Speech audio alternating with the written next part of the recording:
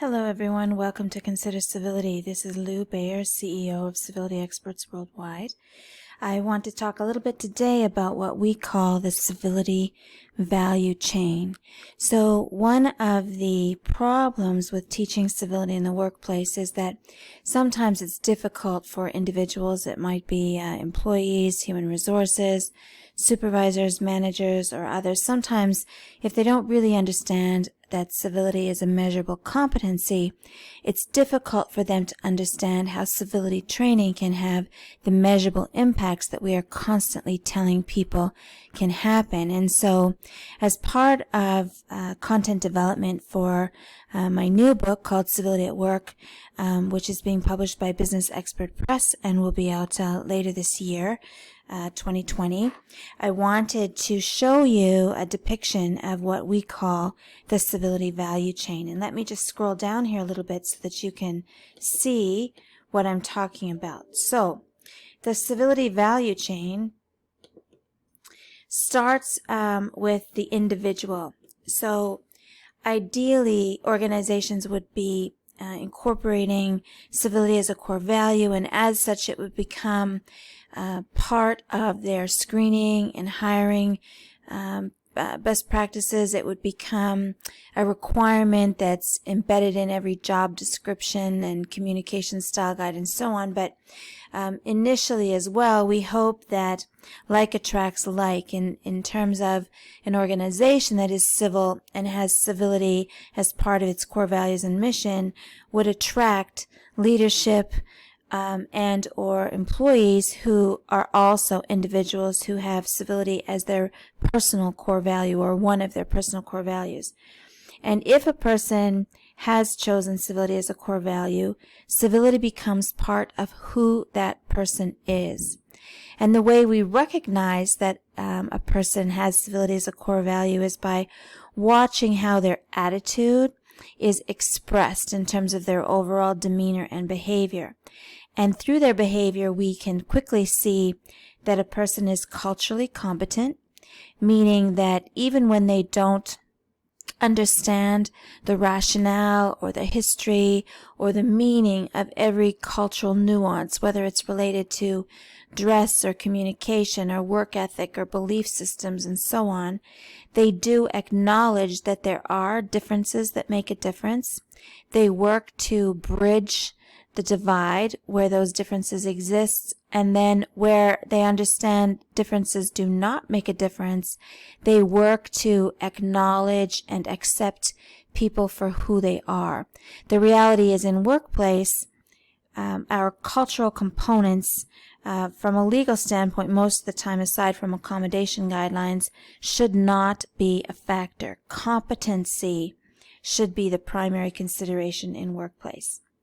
Second, a person who has civility as a core value is going to be socially intelligent, and you'll be able to see this pretty quickly by way of how that individual interacts with other people. How do they talk to people? What's their body language?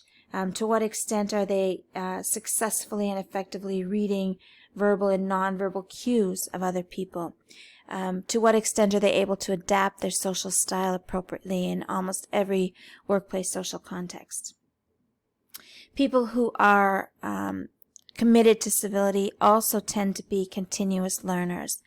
They understand that we are each responsible for our own learning, that we have to devise ways of learning from our experience. Some people call it failing forward. That we have to see change as an opportunity as opposed to a challenge, and that where we have challenges, we see that we have the capacity or the past experience, the potential, the resources to find solutions to navigate those challenges. And lastly, people who have civility as a core value are systems thinkers. They understand that they have the power to impact the systems, which might include the people around them, and that they are also impacted by the people and systems around them. Civil-minded people understand that there are cost, benefits, and consequences to everything that they say and do, to decisions they make. They understand that systems impact our daily experience. Systems, for example, weather systems, global politics, all kinds of systems impact us. And we need to recognize and understand which aspects of those conditions and impacts we can control, and which we it's not that we're victims, but which we have little control over, and so that we don't feel that we're taking responsibility for things that we have no control over, but we're accountable to manage and adapt to change in the things that we can control. It's very empowering to be a systems thinker, and it's incredible once a person adopts an awareness of that knowledge and power, how quickly they're able to solve problems in a meaningful way, how much more inclined they are to collaborate and to build relational wealth and trust with others, because they truly understand that we both impact and are impacted by the systems we are in.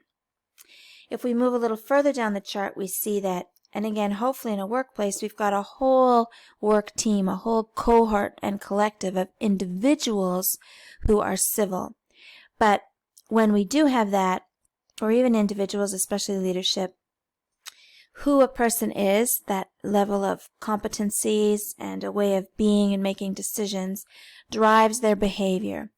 So when I have competency and civility, it looks like I'm a person who will tell the truth and do so consistently. I value others. I build trust. I'm resilient.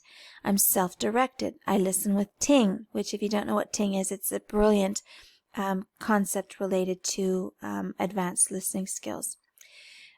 In civility in action means that we show empathy where appropriate.